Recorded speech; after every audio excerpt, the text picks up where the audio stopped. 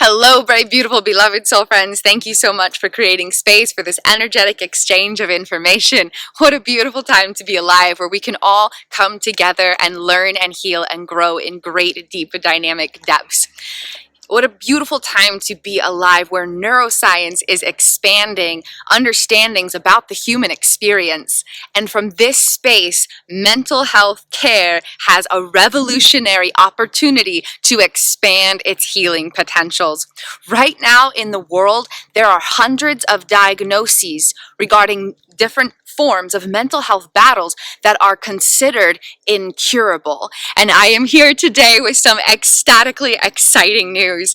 There is no such thing as an incurable mental health battle. But the truth is that we can only find healing resolution when the neurobiological core causalities are effectively discovered and addressed.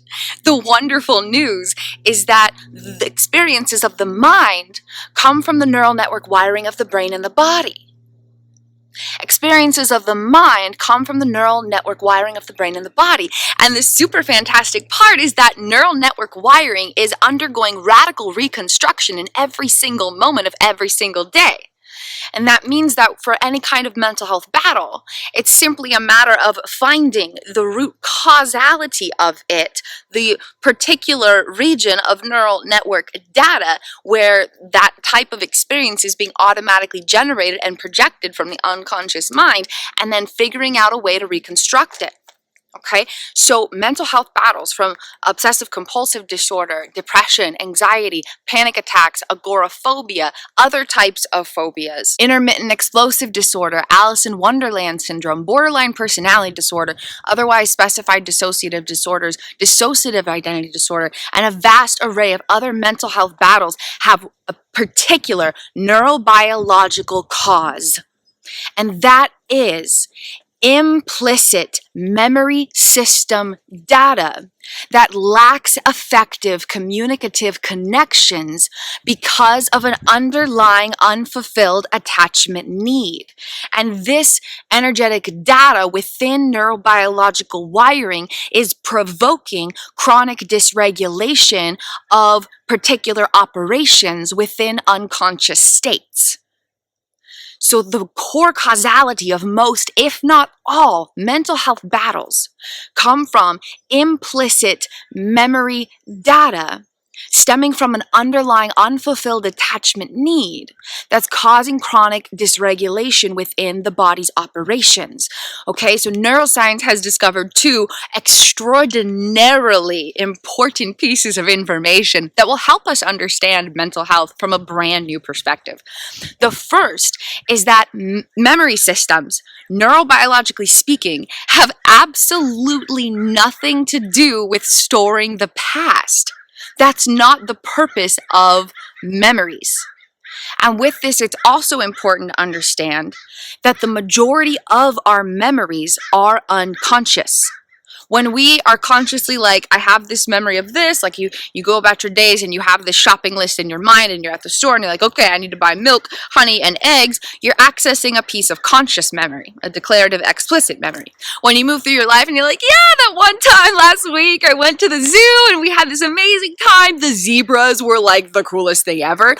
You're accessing a conscious memory, an explicit autobiographical or episodic memory. But the majority of memories are unconscious, which means that you have no idea when they're being activated and contributing to your personal style of life experience.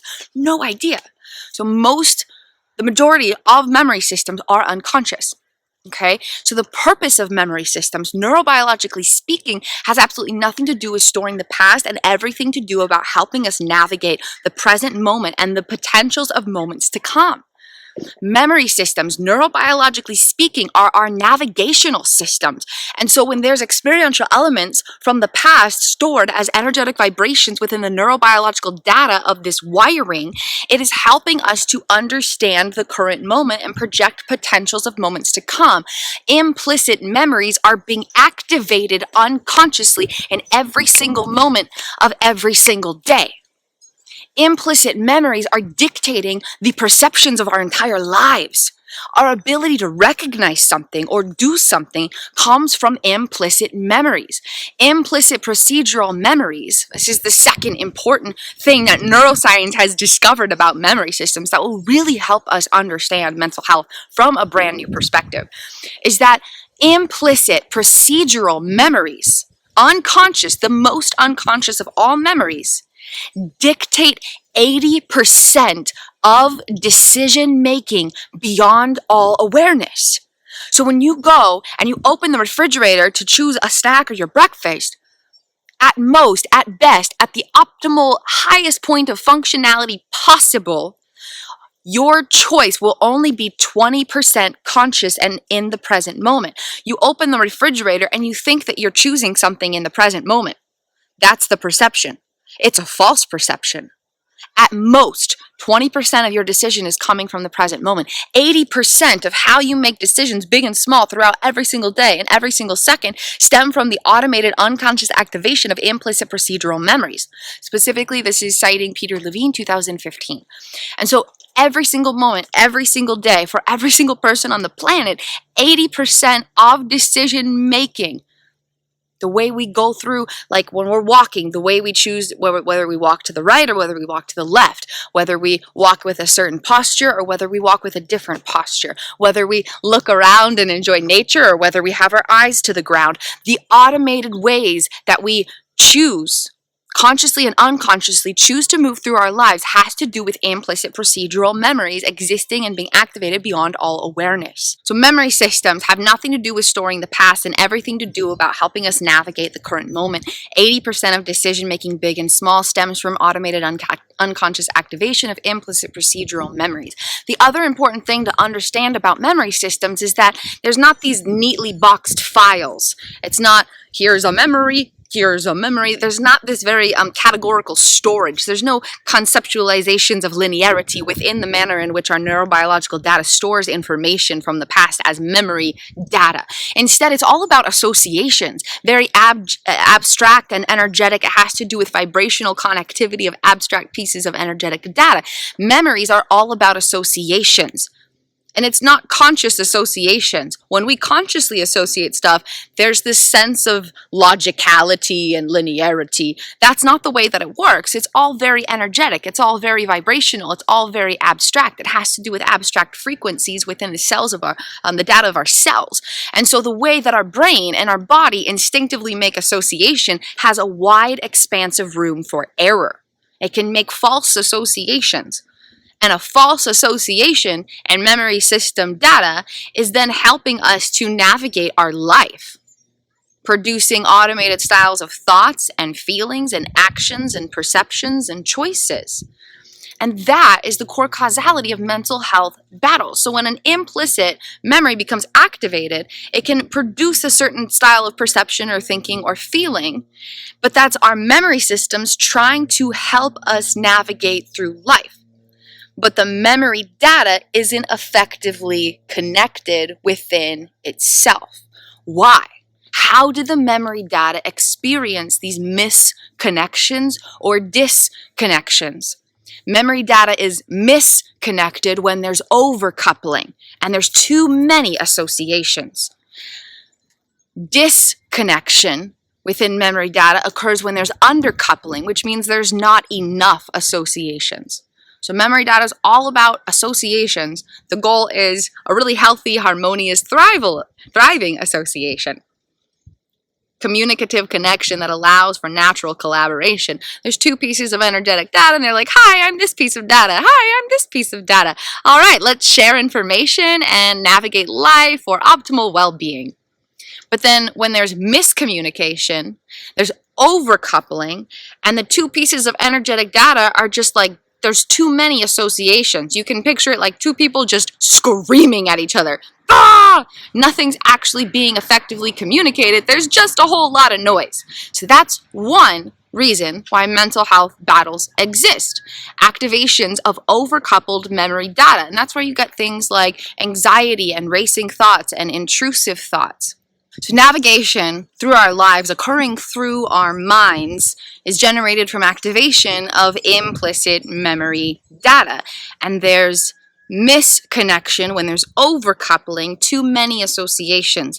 There's disconnection when there's not enough associations, and that's called undercoupling of memory data. And that's where you get things like dissociation. There's complete disconnections between the internal neurobiological data automatically generating our sense of self and interpretations of personal life experience. So how did the memory data become overcoupled or undercoupled? What happened to cause experiential elements of individual moments to be processed in a way that there were too many associations or not enough associations, and then the rest of our lives are impacted by this false style of navigation from unconscious memory activations? What happened? What caused that? Because understanding that is important. Implicit memories are causing the mental health battles. But there's something even deeper happening than misconnections and disconnections between pieces of memory data. There is, beneath every single type of mental health battle, an underlying attachment need that has not been fulfilled. Attachment systems are the energetic knitwork where nature and nurture collide, and it creates each person's sense of self. So every person has nature, their abstract, I am a person, I live in a body, I have this style of structure, there's some cerebral spinal fluid moving in here, I have some kind of brain. The abstract structure of nature collides with nurture, which is the attachment system development that begins during formative years of early childhood development as caregiver bonding sculpts the neurobiological wiring of their child, and it lays an energetic foundation of attachment systems, and then various interactions with self and other people throughout life build on that energetic wiring. These abstract frequencies of vibrational intel within attachment systems. So attachment systems are the bridge work where nature and nurture collide to formulate our personalized sense of self. Attachment systems are the baseline of subconscious data. So the way that memory systems develop and the way that different pieces of life kind of formulate automated conclusions or meaning-making associations, where we get things like personal perspectives and preferences and beliefs and things like that, all of that data information depends on the well-being of attachment systems. The styles of attachment development directly affect the way that experiential elements of life undergo translative processes to become pieces of memory data. How memory data associates with one another depends on the well-being of attachment systems. Attachment systems are also the link between the unconscious mind and the unconscious body, or the mind and the body. And so the way that the mind is up here experiencing itself, the way that the unconscious mind is happening and going on and doing all the stuff that precedes our thoughts and feelings, and the way that the unconscious body is automatically experiencing regulation of hormones, neurotransmitters, nervous systems, brain waves, and all kinds of operations such as interactions between our forebrain and our hindbrain and our left and right brain hemispheres. All of those automated activations and operations and regulatory protocols are directly dependent on the well-being of attachment systems. And attachment needs are things like having a felt sense of being seen and loved and appreciated and treasured and celebrated and safe and secure and protected and provided for, and a felt sense of connection and community and collaboration and support and recognition and embrace and respect and directional guidance and opportunistic space. It involves a felt sense of having internal needs met.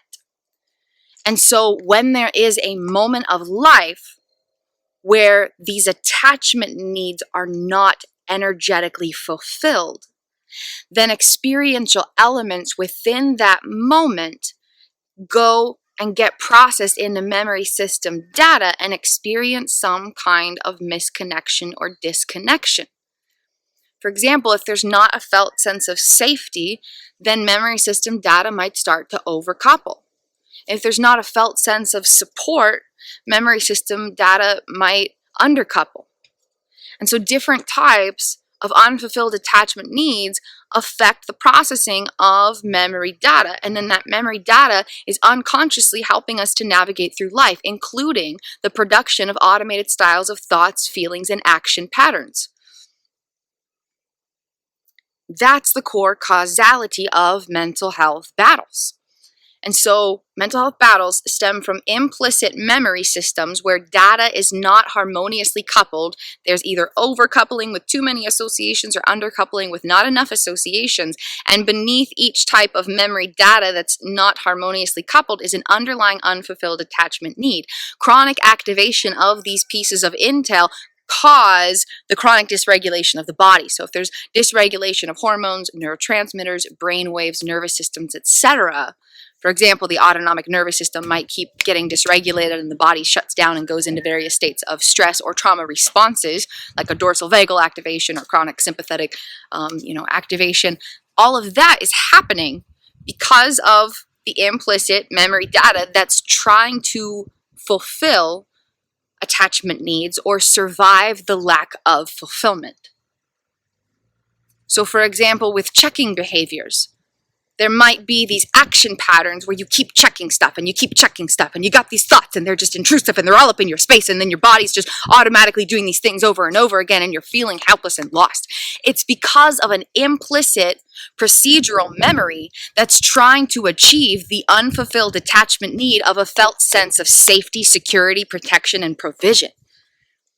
And that's causing chronic dysregulation, reducing access to the brain's prefrontal cortex so that conscious decision-making is reduced and automated actions are increased. The beautiful part of all of this is that neurobiological wiring is already undergoing radical reconstruction in every single moment of every single day. Just listening to me speak right now is rewiring your neurobiological data. So thank you very much for choosing this energetic message to be imprinted upon the energetic vibrational frequencies of your neurobiological wiring of your unconscious mind. It is an honor to be a part of your new neural networks. In every single moment of every single day, neural networks are already being rewired. It's just a matter of directing internal energy in a style that we choose how the brain and body undergoes this radical reconstruction. There is no such thing as an incurable mental health battle because every single battle is connected with a particular style of neural network wiring that can be rewired.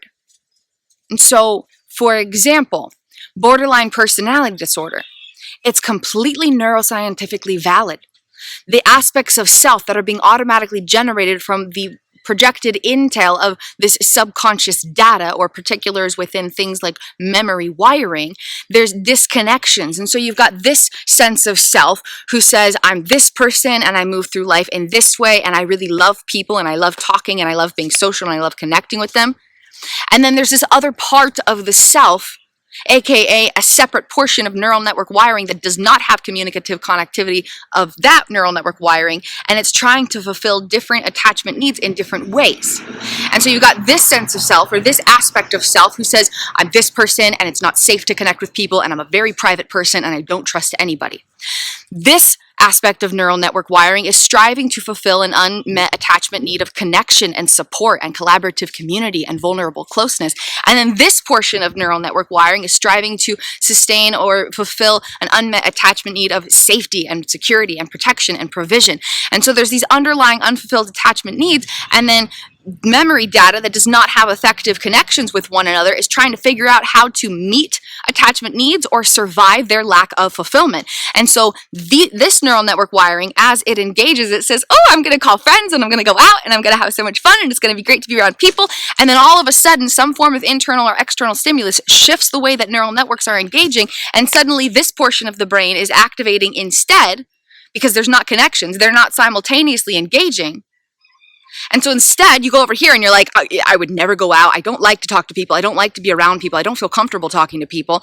And it's because different portions of neural wiring are being activated in accordance with memory data that does not have effective connections because of underlying unfulfilled attachment needs. And that neural wiring of memory data is striving to fulfill attachment needs or survive their lack of fulfillment in different ways. That's the neurobiological core causality of borderline personality disorder. And so with something like that, it's just a matter of pinpointing the underlying unfulfilled attachment need and meeting that attachment need by generating new types of implicit memory data. When you do that, you completely resolve the core reason the battles are existing, and the mind and the body experience 100% healing restoration. There's no such thing as an incurable mental health battle. With something like obsessive compulsive disorder, it's the same thing. It's, okay, where is the implicit memory data? What's the underlying unfulfilled attachment need? How can we rewire this information so that there are different protocols within the brain and the body, the way that different thoughts and feelings and different regulatory protocols and bodily processes are automatically being activated and engaging in life experience. So if you have an obsession and a compulsion, there's some kind of thought that comes up, and then there's some kind of action pattern that comes up. Both of those are generated from implicit memory system data. And so if there's an obsessive thought, it's coming from overcoupling of memory data. The memory information is like, hello, I am trying to help you navigate through your life experience. Here is some information. But because there's overcoupling, it's two pieces of memory data screaming at each other instead of casually conveying information, and one speaking at a time and then another speaking at a time. And so instead of your backdrop of your mind suggesting, hey, why don't we go check that smell? I smell some smoke. There's a possibility of a fire. Why don't we go check that just to make sure that everything's okay? Instead of a very calm, casual suggestion, you might get these obsessive thoughts. Oh my God, it's smoke. Oh my God, it's smoke. Oh my God, it's smoke. Oh my God, what if there's a fire? What if there's a fire? What if there's a fire? And you get these obsessive thoughts. And then following these kinds of obsessive thoughts is some form of an action pattern. And then you're on this desperate pursuit. Where's the smoke coming from? I'm going to keep walking until I find the smoke. I'm going to keep, just as one example. But you have some kind of obsessive thought and then some kind of compulsive action pattern. It's stemming from activation of implicit memory data that's trying to help you navigate through life, but it came from a moment of past experience where attachment needs were not fulfilled, and so experiential elements were not effectively processed, and now pieces of memory data that have too many associations or not enough associations are providing navigation through life. And so then there's an obsession, a thought, and it's followed by an action pattern. Remember that 80% of decision making stems from automated unconscious activation of implicit procedural memories. So when there's these obsessions and there's these actions, it's literally an unconscious program. But the great part is that it's coming from an unfulfilled attachment need. And so if we learn how to meet the right attachment need in the right way, we create new implicit memories that override the past data. You don't even have to go in and figure out where the problem is. You can build a new foundation of proper wiring. When you meet the unfulfilled attachment need in a particular manner, you instinctively generate new implicit memories. And then there's these healthy connections, and that helps to rewire the misconnections existing, because the brain and the body are already undergoing radical reconstruction every single day. In every single moment, neural networks are activating. Every time a neural network activates, every time a memory is unconsciously accessed or consciously accessed, every time a memory is accessed, it is being rewired, which means that every time there's an obsessive thought, there's a neural network being stimulated that's generating that obsessive thought. And if in that moment, underlying unfulfilled attachment needs are vibrationally met in a way that stimulates the generation of new implicit memories, then the neural networks causing the problem undergo radical reconstruction, and they become rewired so that the obsessive thoughts gradually decrease and eventually they're not created at all anymore. Anxiety, phobias, and panic attacks are another great example. When there's activation of these experiences, it's coming from overcoupling of memory data. There's too many associations, and the brain is trying to figure out unconsciously how to fulfill unfulfilled attachment needs and or survive unfulfilled attachment needs. So when there's a phobia of bees, for example, you might walk up to a beautiful garden, you're like, oh, there's gorgeous flowers just decorating my visual eyesight. This is a lovely experience. A bee goes bzzz, and all of a sudden the enjoyable experience is suddenly a threat to your life, and you don't feel safe, and you feel the need to run, and your heart starts to race, and your thoughts start to race, and suddenly you start to sweat, and things aren't okay, and then suddenly it's hard to breathe, and you got this anxiety, and there's this phobia of bees, and suddenly you're having a panic attack. What happened? What caused it, and how can it be healed? The stimulus of seeing a bee activated associations connected with that piece of energetic intel. Somewhere in the neurobiological system of the unconscious mind, bees are associated with an unfulfilled attachment need of a felt sense of safety. So you've got these memory data, and it's like, here's the conceptualization of a bee. And then the way that this piece of information connects with other pieces of information is dependent on the well-being of attachment systems. But in some form of past experience where there were bees around for whatever instance what was occurring, there was not a felt sense of safety inside of the body. And so the experience of being around a bee got connected with the concept of not being safe. And that memory is being unconsciously activated, and the whole brain-body system is responding as such because it only knows how to navigate current moments based on the processing of memory data. So it's accessing this piece of overcoupled information where there's this concept of a bee, and then instead of being like, hi, I'm a bee, hi, I'm an understanding of beauty, let's hang out, bees are beautiful. Instead, there's a conceptualization of bee, and then there's like this overcoupling where it's like, not safe, not safe, not safe, and these pieces of memory data are screaming at one another, and the activation of that causes a panic attack.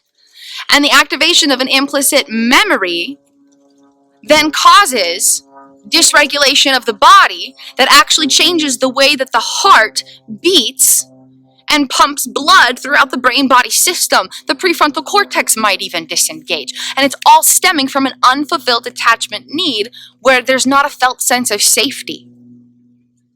And so starting to heal something like that, you start to meet the unfulfilled attachment need and generate new implicit memories that eventually overrides the data, gradually reducing the automated styles of those experiences. Eventually they're gone.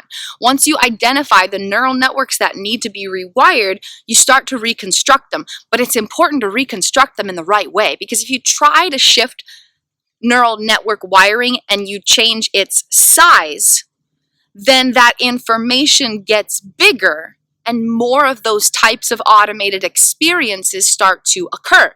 For example, if you try to process traumatic events by talking about the traumatic events in traditional psychotherapy, talking about the events activates the information and grows the size of those neural networks, and then there is more traumatic stress.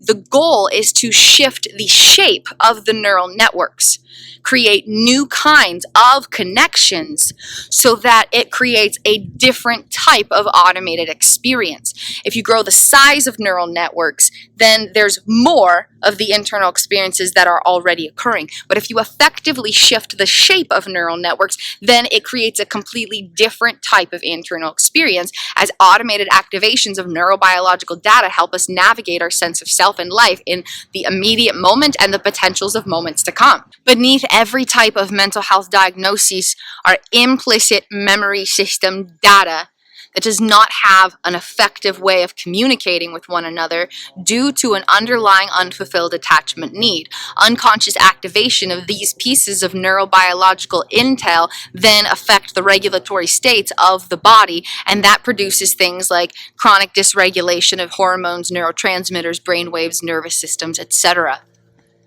Every single type of mental health battle is neuroscientifically valid. And from this space of renewed understanding, we can discover that every single type of internal battle can be healed. Because the brain and the body can always be rewired, and that's what's generating these types of experiences. For example, with something like body dysmorphia, or body distortions, or dissociation from the body, there's overcoupling and or undercoupling of memory system data stemming from unfulfilled attachment needs that are affecting automated styles of self-perception. You might look at yourself in the mirror and see someone who's extremely fat. Regardless of what you're actually seeing, the automated perception is, oh my Lanta, I am obese. I am so fat. And it's because there's this overcoupling where conceptualizations of your body are having too many associations with the conceptualizations of obesity, and that data is overcoupled because of an unmet attachment need, and activation of that information based on the stimulus of looking at yourself then produces these automated styles of thoughts and feelings. And that causes body dysmorphia. But once you rewire the implicit data and fulfill the underlying attachment needs, then everything changes. It is not incurable. There's no such thing as an incurable mental health battle. It does not exist. And then something like a disconnection from the body, you might look at the body and you're like, this is a hand, but it's not my hand. I see a hand, but it's not a hand that is connected with me. And that's coming from undercoupling. You got this conceptualization of your body that does not effectively connect with other conceptualizations of the self. And so these pieces of memory data that are helping to navigate your way through life in current moments, they don't have connections.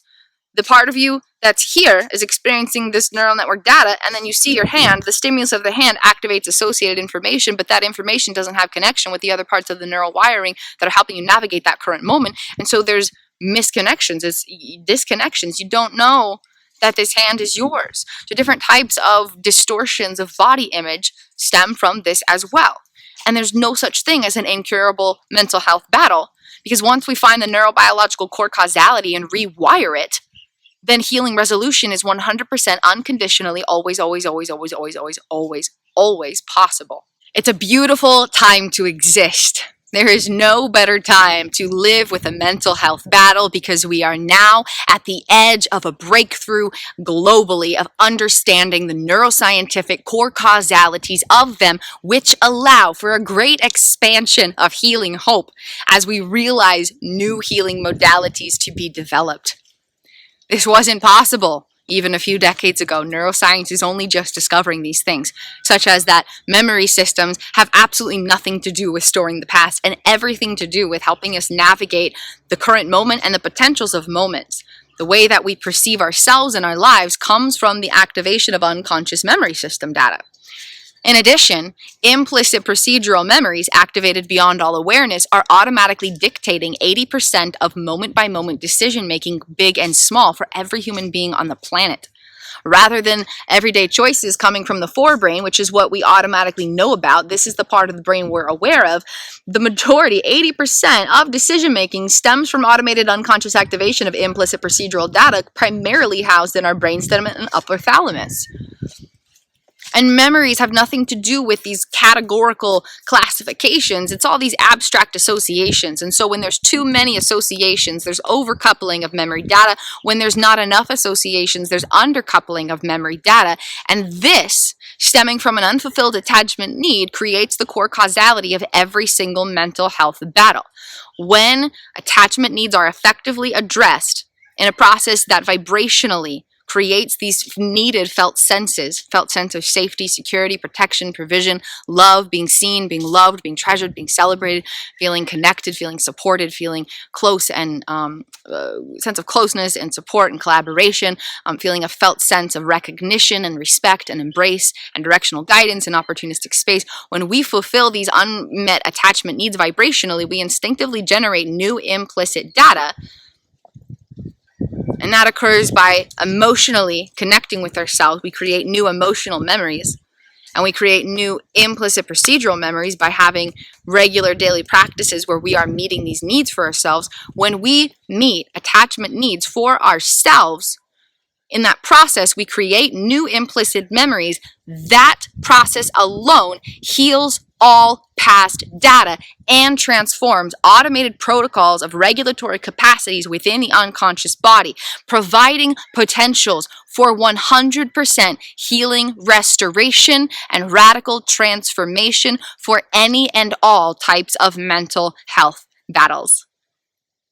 Thank you so much for creating space for me to share these radically revolutionary insights into the unconscious mind. We are on the brink of a brand new mental health care system where the neurobiological core causalities of every internal experience are understood. And from that space, new healing modalities are created so that healing hope ignites worldwide. Let's spread a hope revolution, allowing the expansive wonder of healing hope to spread like wildfire across the globe. Thank you so much.